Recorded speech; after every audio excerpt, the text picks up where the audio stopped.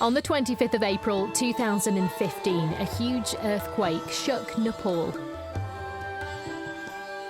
Since then, aftershocks have worsened the situation. Buildings lay ruined. Those lucky to escape now live with family or neighbours, or on the streets.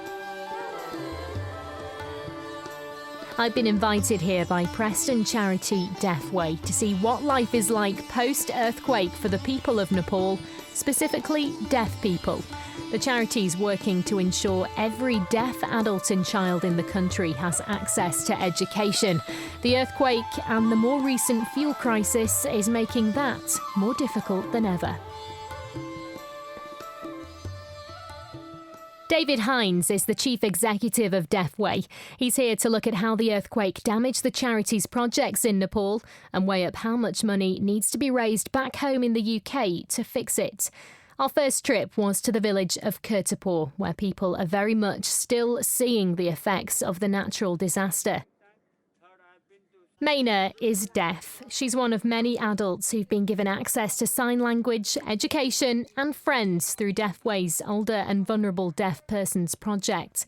9 months since the earthquake happened, she and her mother are still living with other family members. Their house, a pile of rubble. Her words are spoken by an interpreter.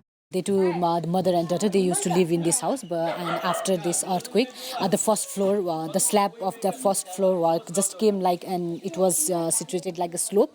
Unfortunately, again, this earthquake came at 12 May, which destroyed, collapsed all the house. Right now, they are living with their brother in another house.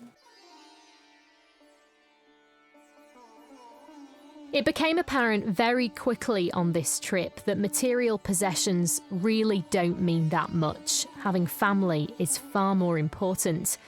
There is a concern among people, though, that Nepal's government could be withholding funds raised after the earthquake, leaving houses in disrepair so long after the disaster. From a Western perspective, it's hard to imagine how people continue to live in these conditions.